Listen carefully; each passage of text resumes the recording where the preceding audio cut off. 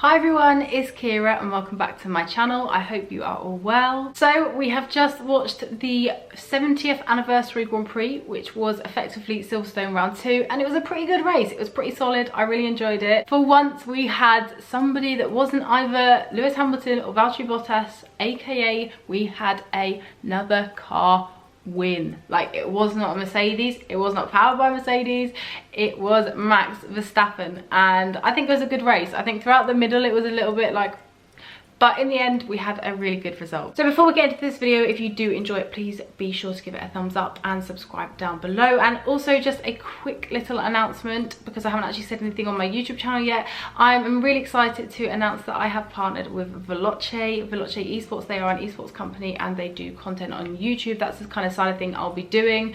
And I actually filmed a really good video with them today. They have a series called The Backseat Driver, and it's basically like a Formula One goggle box. You film your reaction and they make it into a little series on their channel, and I've been a part of that one this week. I don't think the video is up yet, but it will be up in the next couple of days, so I will leave the link to Veloce's YouTube account down below so you can go on there, subscribe, and then get ready for whenever the video comes out.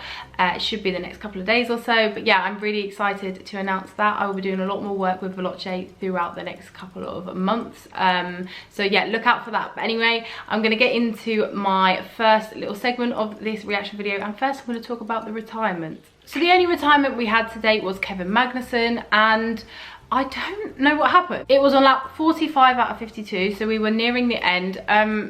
Kevin was having a bad race, as it was like he was at the back, he was getting like time penalty after time penalty. He was having with collisions, he was just completely at the back. So I don't know whether there was an actual issue. Haas haven't actually said anything yet. And I also don't know whether it was just because they retired the car just to, you know, keep the car running. But I would have thought they would have done that like 20 laps earlier. So I'm not entirely sure what happened there. But Kevin was our first and only retirement for the race, actually. We did not have any collisions. We only had like one yellow flag because Daniel Ricciardo done a little spin. And other than that, it was pretty clean. Okay, so the first thing I'm going to talk about is Spinala. Now, we all know Spinala.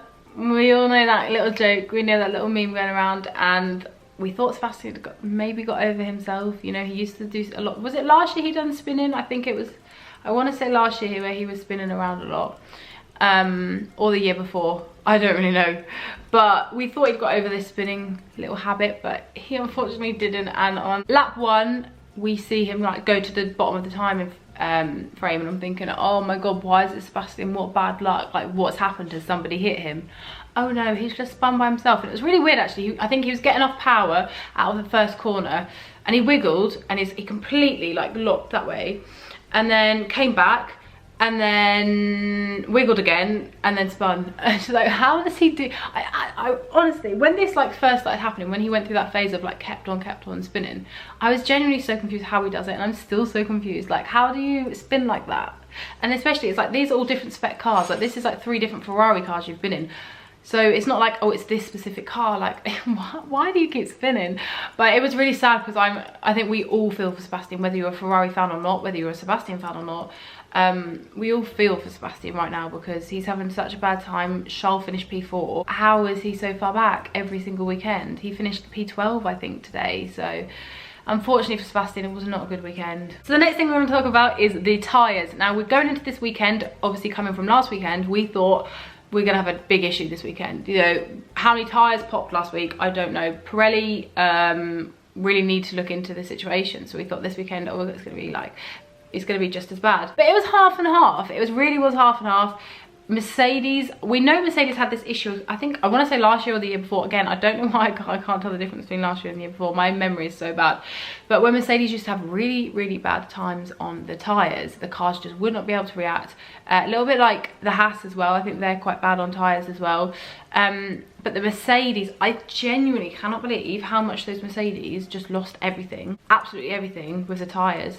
Like, they put on, both of them put on new sets of hards. Bear in mind, that was the medium from last week. So we have bought the softest compound this weekend, but I still didn't expect it to fall off like that. They had the tyres on for about 2 laps, and then they were just degraded. They just fell off, and the blisters were it was like a full-on line around, I think Lewis had 2 at the same time, around his rear left or rear right or something, I want to say.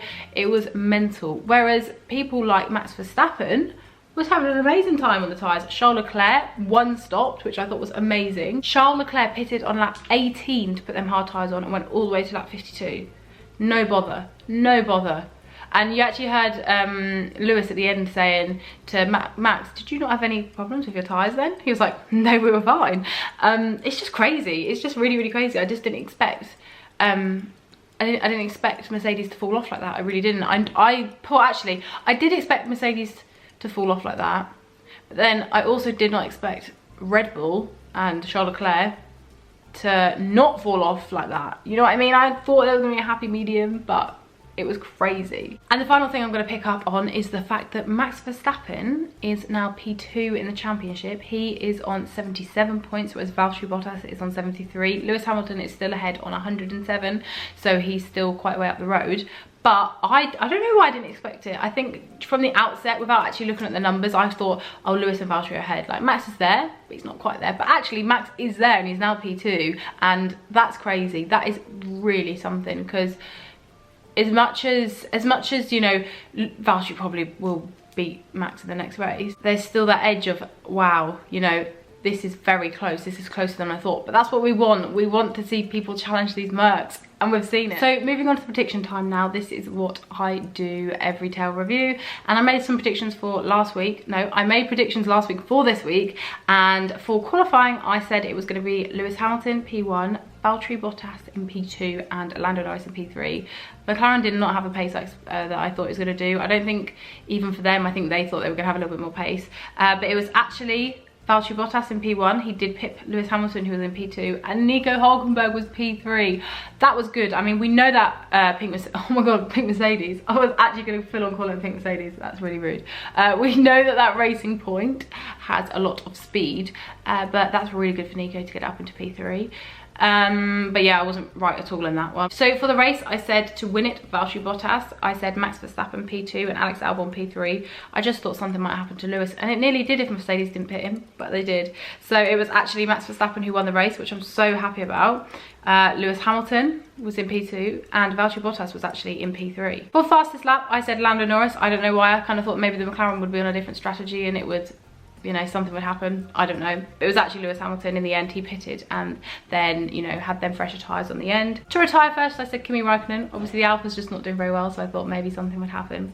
Wasn't right. It was actually Kevin Magnussen. Now my driver of the day was Max Verstappen. I was going to vote for Nico Hülkenberg on the actual like F1 vote, just because he's here, Nico's here, but I couldn't find him, and then I put it on Twitter that I couldn't find him, and then everyone was like, no, he's at the bottom, he just doesn't have a picture, and I was really upset. But Max won it anyway. I think Max is deserving. He's the only person in this whole field that's been able to challenge these Mercedes, and hats off to him. He's doing an amazing job. So yeah, Max Verstappen was definitely my driver of the day, and I think he was most people's as well. So now I'm going to move on to my predictions for the Spanish Grand Prix, which is next weekend. As we know, we've got 2 triple headers. This is the last race of them.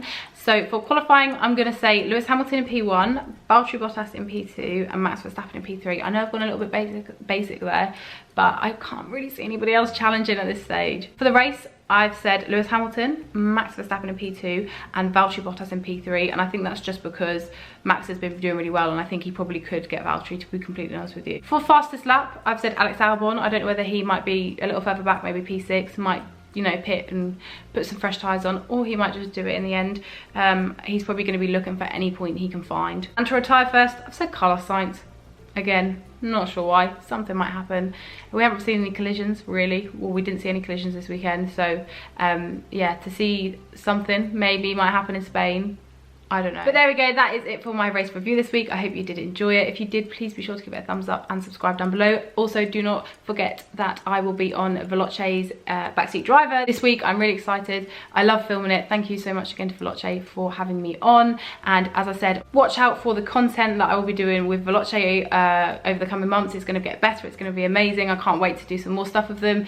And I'm just really excited for the future. So yeah, thank you again for watching. As I said, like and subscribe. And I will see you again soon for a brand new video. Bye.